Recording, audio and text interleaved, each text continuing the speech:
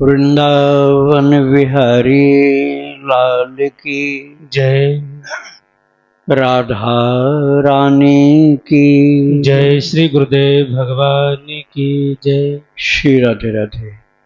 भक्ति प्रश्नोत्तरी कार्यक्रम प्रारंभ किया जा रहा है। आइए हम लोग भक्ति संबंधित प्रश्नों को श्रवण करें। श्री राधे राधे गुरु जी, आपके श्री चरणों में कोटि कोटि दंडवत प्रणाम।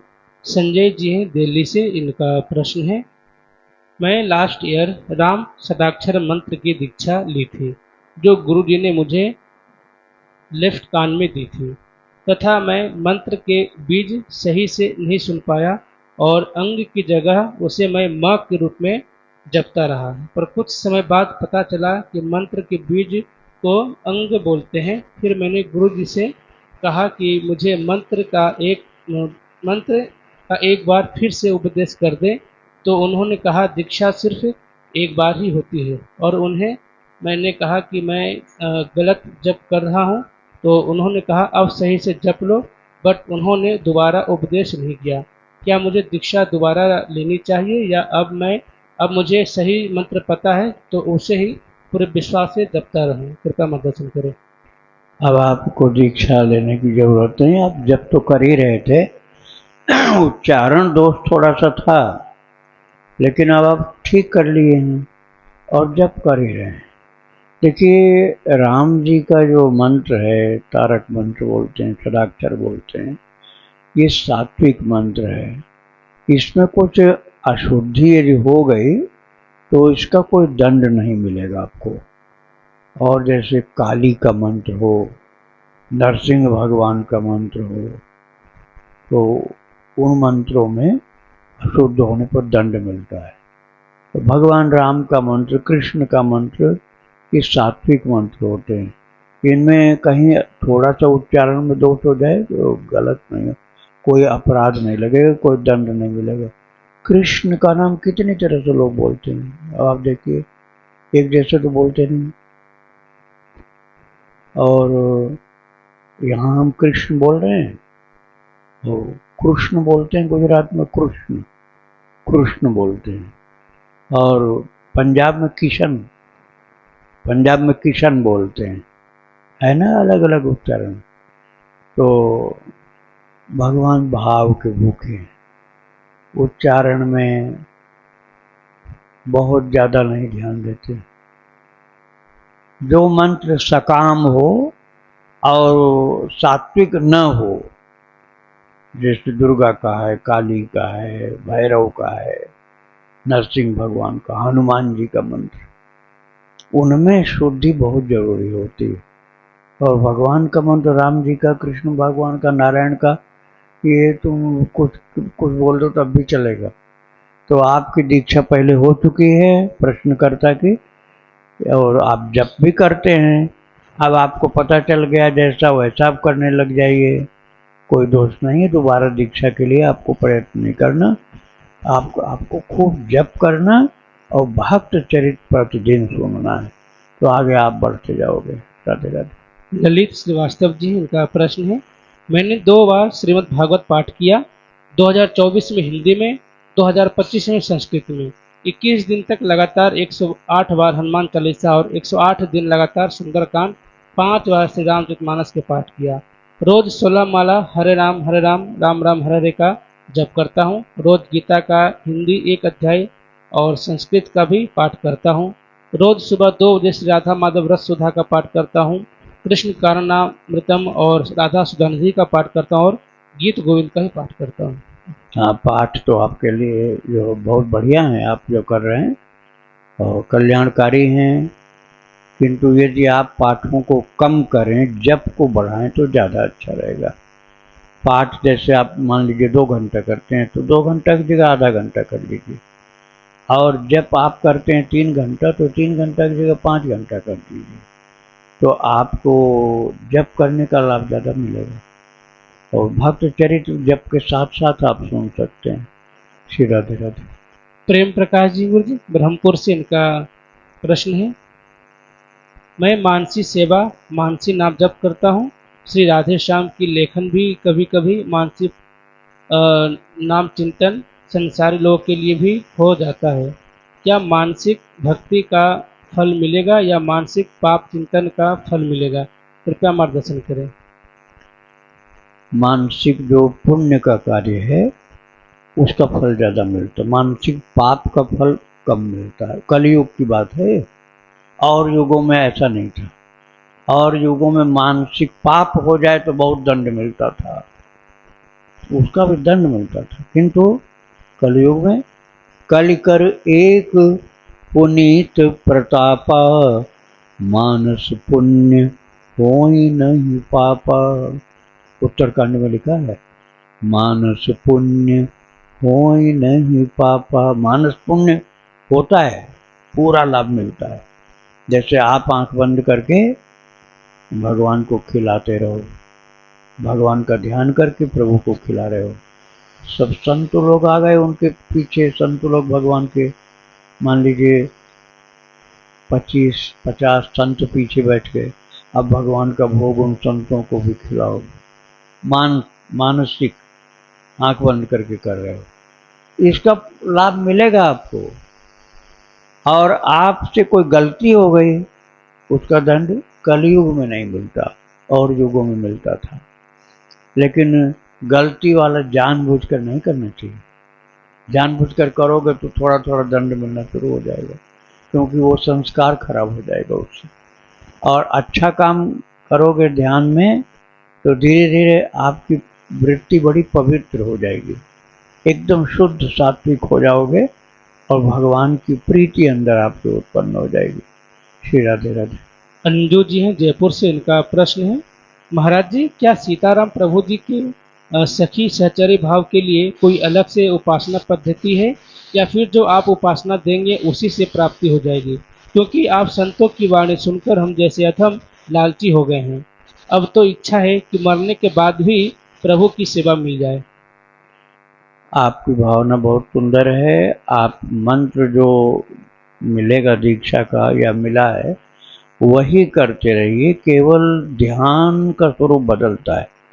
जैसे आप बाल भगवान के उपासक हैं, वात्सल्य भाव वाले, अब उसमें क्या करें, गोद में लेंगे ना, गोद में ले, माता है तो छाती से लगाएगी, दूध पिलाने की भावना, खिलाएगी, पालना में झुलाएगी।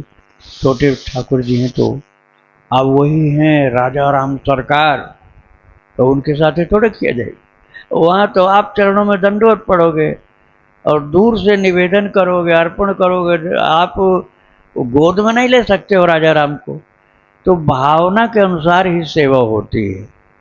तो प्रिया प्रीतम की भावना होगी तो अलग होगा, वात्सल्य भाव होगा तो अलग होगा। तो आप अपनी भावना के अनुसार सेवा करिए। मंत्र वही जपना होगा, मंत्र अलग अलग नहीं मिलेंगे, मंत्र वही जपना होगा, और उपासना आपकी भावना के अनुसार होगी। राधे राधे। मयंक कुमार जी हैं देहरादून से, इनका प्रश्न है, गणेश जी का सर काटना, इसमें कौन सी गुण लीला है? क्योंकि शिव जी तो भगवान है, अंतर्यामी है, तो उन्हें तो पता ही होगा कि यह पार्वती जी के पुत्र हैं, तो भी उन्होंने उनका सिर काट दिया, तो इसमें क्या रहस्य है? कृपया विस्तार पूर्वक बताने की कृपा करें। विस्तार पूर्वक नहीं, संक्षेप में बताया जाता है। विस्तार में तो एक एक कथा बहुत बड़ी बड़ी होती। बात ये थी कि गणेश जी महाराज जो थे ड्यूटी पर अपने तैनात थे, कि कोई आने नहीं पाए, जो आएगा उससे युद्ध करना होगा, वो काट देंगे। तो उन्होंने अपने धर्म का पालन किया, और शिव जी का पूरा अधिकार था आने का, क्योंकि शिव जी तो महाराज प्राणनाथ पार्वती माता, तो उनको तो आने का पूरा अधिकार था, इसलिए दंडित किया। तो दुष्ट भावना से, शत्रु भावना से दंडित करते तो दिलाते थोड़े ही फिर। तो ये रहता कि हमने दुश्मन को मार दिया, बात खत्म हुई। लेकिन वहाँ दिलाना भी था, क्योंकि वो जानते थे कि वो पुत्र उन्हीं का है। तो ये क्यों किया ऐसा, आप यही पूछना चाहते हैं ना?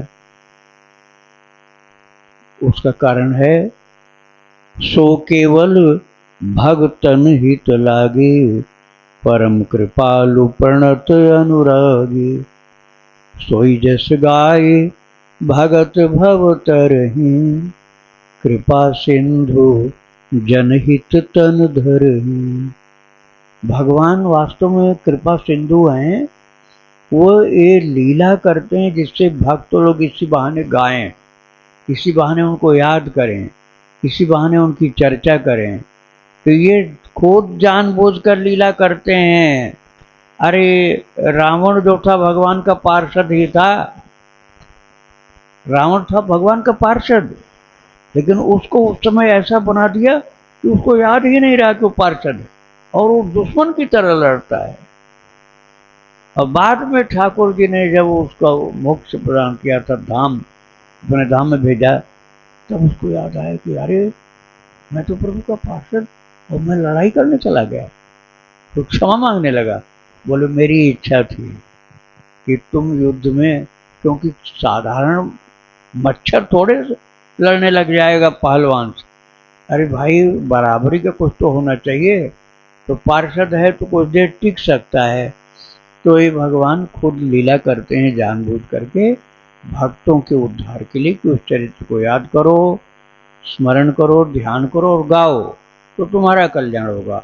अब न तो शिव जी अज्ञानी है, न गणेश जी अज्ञानी, न पार्वती जी अज्ञानी। ये लीला भगवान की इच्छा से होती रहती। श्री राधे राधे। अनुपमा पांडे जी, काशी से इनका प्रश्न है। गुरुदेव, मैं मानसिक अष्टयाम सेवा करती हूँ ठाकुर जी की, लेकिन जैसा आपने कल बताया था कि 8 प्रहर की सेवा होती है अष्टयाम सेवा में, तो मैं प्रहर के हिसाब से 3-3 घंटे के साथ सेवा नहीं कर पाती हूँ, क्योंकि घर में दिनचर्या काफ़ी व्यस्तता भरी रहती है, जॉइंट फैमिली है, तो इस कारण से सेवाएं छूट जाती हैं। तो इसका समाधान बताएं, कैसे अष्टयाम सेवा करते हैं। समाधान ये है कि आप लगातार न करके उसको कुछ देर बैठ करके उतने आगे वाले समय को पूरा कर लो। जैसे अब शयन काल की सेवा, शयन मान लो 6 घंटे का, तो 2 प्रहर हो गया। वो 8 प्रहर में से 2 प्रहर शयन का हो गया, 6 बचे। अब वो 2 प्रहर आप सोचो कि हम लगातार 2 प्रहर भगवान को थपथपी देना, लोरी सुनाना और उनको सहलाना, चरण सेवा करना, और ये सब उनकी सेवा, शयन वाली सेवा। अब शयन वाली सेवा तो आप क्या 6 घंटे थोड़े करोगे, एक बार 2, 4, 5, 10 मिनट कर लिया। अब ये भावना हो गई कि लाला सो गया, लाला सो गया। अब सो गया तो अब उसके पीठ पर या उसके चरण पर या उसके पेट पर हाथ रख करके एक धीरे से माता भी सो गई। अब वो सेवा तब तक थी जब तक वो जग रही थी। अब तो केवल हाथ रखने की सेवा है, हाथ रखा हुआ, जैसे अपने बहुत कीमती चीज को कोई बचा के सुरक्षित रखता नहीं, ऐसे भगवान को भी प्यार से सुरक्षित बचा के रखने के लिए एक हाथ उनके ऊपर रखा हुआ। और जब जगी बीच में तब टटोल लिया, ठीक तो है, गिरा तो नहीं, सेवा चालू है। यह नहीं कि लगातार आपको करना ही पड़ेगा। ऐसे ही जैसे पालना में झुलाने का है, पालना में 2 बार झुला लिया, अब इसके बाद आपको राम नाम लिखना, राम राम लिखो और पालना थोड़ा सा मानसिक झुला लो, या प्रत्यक्ष है पालना तो प्रत्यक्ष झुलाओ। तो बीच बीच में आप प्रकारांतर से अलग अलग सेवा करते रहेंगे, वो भी सेवा ही है। तो अष्टयाम का मतलब अब आप नहाने नहीं जाओगे, आप शौचाचार करने नहीं जाओगे, क्या संभव है? नहीं, तो जाना पड़ेगा, शरीर की क्रिया है, मल मूत्र त्यागने जाना पड़ेगा, नहाना पड़ेगा, आपको भोजन बनाना होगा। तो ये सब सेवा के अंतर्गत ही आ जाता है। और तो उसमें ये चिंतन रखना पड़ेगा कि मैं क्यों जा रहा हूँ मल मूत्र त्यागने, नहाने, जिससे मैं अपने कन्हैया की सेवा लायक पवित्र बन जाऊं। किस लिए? अपने लिए नहीं, अपने भगवान के लिए मुझे अपने शरीर को पवित्र बनाना है। तो जो अपवित्रता अंदर है उसको निकाल के बाहर कर देना, पवित्र होकर फिर से आ जाना, तो सेवा ही आपकी चालू है। तो इस तरह से अष्टयाम सेवा आपकी चलती रहेगी। राधे राधे। इनका दूसरा प्रश्न है, गुरुदेव, मैं नाम जप की महिमा जानती हूँ, फिर भी नाम जप मुझसे नहीं हो पाता है। मैं बहुत कोशिश करती हूँ, फिर भी नाम जप हो नहीं पाता है। गुरुदेव, कोई ऐसी साधना बताएं, कोई ऐसी उपाय बताएं जिससे कि मेरा नाम जप चालू हो जाए और प्रभु की कृपा, भक्ति, प्रेम प्राप्त हो मुझे। देखो, यदि आप ये सरलता से अचीव करना चाहते हैं ये लाभ, तो किसी नाम जापक के साथ रहना पड़ेगा, तभी होता है। यदि लग जाओ किसी बहुत प्रेमी नाम जापक के साथ, बस देखते रहो, केवल दर्शन करना, आपको माला हाथ में लिए रहो, उनका दर्शन करते रहो, उनके साथ जाओ, घूमने जाओ, देखो कैसे जप करते जाते हैं, बैठे हैं कैसे जप कर रहे हैं, आंख बंद ध्यान कर रहे हैं, ध्यान करते करते जप कर रहे हैं। तो उनके साथ लगे रहो, कम से कम एक हफ्ता आप उनके साथ लगे रहो। जो बहुत अच्छा नाम जापक हो उसके साथ आपका जप चालू हो जाएगा। एकदम अमोघ उपाय है, अमोघ मतलब अव्यर्थ, जो फेल नहीं होने वाला ऐसा उपाय है। एक हफ्ता उनके साथ लगे रहो। लगे रहने का मतलब लगातार लगे रहो। जब वो हटावें तब भी उनके दरवाजे पर ही बैठे रहो। ये नहीं कि फिर चले गए 10-20 किलोमीटर। यदि उन्होंने कहा कि देखो अब हमको थोड़ा अकेले में रहने दो, तो बस उनके दरवाजे के बगल में बैठे रहो। ऐसे 7 दिन रहो उनके साथ, आपका जप निश्चित होने लग जाएगा। इतना समय आपको देना पड़ेगा। और जितना समय नहीं दे पा रहे हो तो उनकी फोटो का दर्शन करो, प्रणाम करो, उनका चरित्र श्रवण करो, बार बार उनका दर्शन कर दो, प्रणाम करते रहो। जैसे चैतन्य महाप्रभु का, गया प्रसाद जी महाराज थोड़े दिन पहले थे, श्री पोद्दार जी, राधा बाबा का फोटो लगा लो सामने, और लोगों को लेकिन मत देखो, उन्हीं को देखो, प्रणाम करो और उनकी चरण रज माथे से लगाओ। ये जो है थोड़े समय करना होगा, 24 घंटे नहीं करना होगा, लेकिन 7 दिन जो मैंने पहले बताया किसी महान नाम जापक के साथ, तो 24 घंटे तुम उनके पीछे अनुयायी बन के रहो, तुम्हारा जप होने लग जाएगा। बस कुसंग से बचना पड़ेगा, कुसंग वाला फिर बिगाड़ देगा जब, तो वो उससे बचना होगा। राधे राधे। इनका आखिरी प्रश्न है गुरुजी। गुरुदेव, भजन की श्रेणी में क्या क्या आता है? हम जो नाम जप करते हैं वो भजन की श्रेणी में आता है? जो भी हम चिंतन करते हैं ठाकुर जी को, या मन से हृदय से पुकारते हैं, कि वह सारी बातें ठाकुर जी तक पहुँचती है, या केवल नाम जप करना ही भजन कहलाता है? कृपया बताने, कृपा करें, भजन की श्रेणी में क्या क्या आता है? भजन का मतलब होता है भक्ति, उसी को सेवा भी कहते हैं। भगवान की सेवा, भगवान की भक्ति, भगवान की उपासना, भगवान का भजन, ये पर्यायवाची शब्द हैं। नाम अलग अलग है, वास्तव में एक ही है।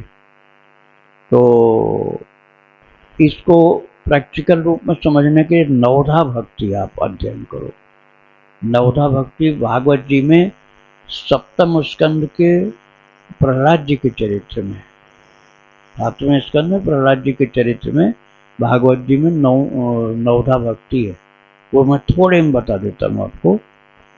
प्रहलाद जी के श्रीमुख से निकले हुए शब्द हैं जो मैं बता रहा हूँ आपको। श्रवणम कीर्तनम विष्णो स्मरणम पादसेवनम अर्चनम वंदनम दास्यम सख्यम आत्मनिवेदनम। ये नव भक्ति भागवत जी में। और रामायण में आप जाओगे तो प्रथम भगति संतन कर संगा, दूजे रति मम कथा प्रसंगा, वो बड़ा विस्तार में है। ये तो एक श्लोक में ही आ गया नव, और वो कम से कम 10-12 लाइन होगी, और दोहे भी 2, तो वो बड़ा है। ये अब थोड़े में आपको याद रखना है तो भागवत जी वाला श्रवणम, पहला क्या है? श्रवण मतलब कान से सुनना। क्या सुनना? भगवान का चरित्र, भगवान के भक्तों का चरित्र और प्रभु का नाम, ये सुनना।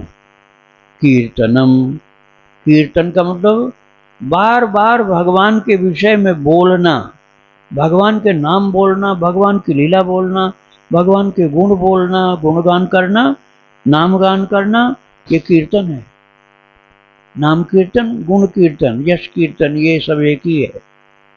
इसी बात को भगवान ने गीता जी के 10वें अध्याय में कहा, मच्चित्ता मदगत प्राणा बोधयंत परस्परम कथयंतश्च माम नित्यम तुष्यन्ति च रमन्ति च।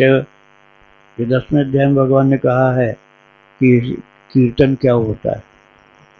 प्रभु ने कह दिया मदगत प्राणा, उस कीर्तन प्रेमी का प्राण मेरे लिए अर्पण रहता है, अर्थात मेरे लिए जीता हो और मेरे लिए मर भी जाता हो। जब उसको ऐसा लगता है कि अब जीकर क्या करेंगे, तो प्रभु के लिए मरने को तैयार हो जाता। आत्महत्या नहीं करता, लेकिन वियोग में, विरह की व्यथा में शरीर छोड़ने को तैयार हो जाता। सुसाइड नहीं करता, विरह व्यथा मरण जैसी हो जाती है। तब उस समय भगवान की प्राप्ति होती है उसको। उस विरह की मरण जैसी व्यथा में भगवत प्राप्ति हो जाती है। तो ये कीर्तन है, विभक्ति, श्रवण कीर्तन, श्रवणम कीर्तनम विष्णु स्मरणम। तीसरा है भगवान को याद करना, विष्णु स्मरणम, पाद सेवनम, भगवान के चरण की सेवा। आपके पास ठाकुर जी हैं, जो भी लड्डू गोपाल हैं, चाहे युगल सरकार हैं, आप रात को जब शयन करो तो उनकी चरण सेवा धीरे धीरे, जाड़ा पड़ रहा है तो बादाम का तेल लगा के हल्के हल्के मालिश करो, चरण सेवा हो रही। और ये सेवा सबको नहीं मिलेगी, जिसके पास ठाकुर जी उन्हीं को मिल रही। लेकिन अब यहाँ जैसे मंदिर में सेवा तो पुजारी करेंगे, अब आपको अंदर तो जाने को नहीं मिलता। यहाँ झाड़ू लगा लो, यहाँ फिर से बिछा दो, सफाई कर दो, और कुछ सामान ऐसी प्रयोग में आने वाली चीज़ें ला के दे दो, जैसे आसन है, सेंट है, या कोई भी श्रृंगार, ये हो चरण सेवा में ही है, ये सब चरण सेवा में। पाद सेवनम, अर्चनम, अर्चनम है आरती, आरती जो घुमाते हैं और फिर भगवान उसको बांट लेते हैं। अर्थात ठाकुर जी को नज़र लग गई हो या किसी से कष्ट हो गया हो तो उसको हम भक्त लोग बांट ले रहे हैं, ये आरती। अर्चनम, वंदनम, वंदन का मतलब बार बार प्रणाम करना, उसी में साष्टांग दंडवत, पंचांग प्रणाम, उसी में स्तुति, बद्धांजलि, और उसी में परिक्रमा, ये सब वंदन भक्ति है। वंदनम, अर्चनम, वंदनम, दास्यम, प्रभु मैं आपका दास हूँ, इस भावना से समर्पित होना। दास्यम, सख्यम, प्रभु हमारे सखा है, मैं उनका सखा हूँ। आत्मनिवेदनम, गोपियों की तरह से जीवन समर्पण कर देना, ये आत्मनिवेदन। ये 9 प्रकार की भक्ति श्रवण से शुरू हुआ है। भगवान और भगवान के भक्तों का नाम गुण यश कीर्तन श्रवण करना। तो ये आप जब करने लग जाओगे तो सब कुछ उपलब्ध हो जाएगा। यही है भक्ति, यही है सेवा। इसमें नाम जप भी आता है। नाम जप पूछा ना कि नाम जप भक्ति है या भक्ति और प्रकार की, सब मिलाकर भक्ति है, एक एक अंग है सब। राधे राधे। घटा जी हैं, इनका प्रश्न है, विरजा क्या गोलोक की गोपी थी जिन्हें राधा रानी के श्राप ने नदी बना दिया, जो भौतिक जगत और आध्यात्मिक जगत को अलग करती है? क्या सच में राधा रानी ने उन्हें श्राप दिया था? और विरजा कौन थी? कृपया विस्तार से बताने की कृपा करें। बात ये ना कि ये भगवान का, अभी मैं बता रहा था ना कि भगवान लीला विहारी है, लीला पुरुषोत्तम उनका नाम है। भगवान जैसे राम जी का क्या नाम है? मर्यादा पुरुषोत्तम, मर्यादा पुरुषोत्तम भगवान का नाम। और कन्हैया का नाम लीला पुरुषोत्तम। बहुत सारी लीलाएं करते हैं और लीलाओं के द्वारा वो खींच लेते हैं भक्तों को, भक्तों के मन को चित्त हरण कर लेते हैं, इसलिए चित्त चोर हैं, चित्त चोर। तो ये लीलाएं हैं। विरजा क्या भगवान और राधा रानी की विपरीत में है? अरे वही कृष्ण की है, वो भी राधा रानी की वो भी है, लेकिन ये लीलाएं करके उनके यश का विस्तार करते हैं। उनको पराया मत समझो आप, वो बिल्कुल अपने ही हैं, उनके ठाकुर जी के पार्षद हैं ये लोग। तो उनको आप यही समझिए कि वो लीला कर रहे हैं और जीवों का उद्धार करते हैं, अलग अलग प्रकार से करते हैं। किसी को प्यार से अपनाते हैं और कोई इस लायक नहीं है तो उसका उद्धार, एक घूसा मार दिया उसी से उद्धार हो, उसी से उद्धार कर दिया। तो जिसके लायक जो होता है उसके साथ वैसे करते हैं। श्री राधे राधे। वृंदावन बिहारी लाल की जय। राधा रानी की जय श्री गुरुदेव भगवान की श्री राधे जय श्री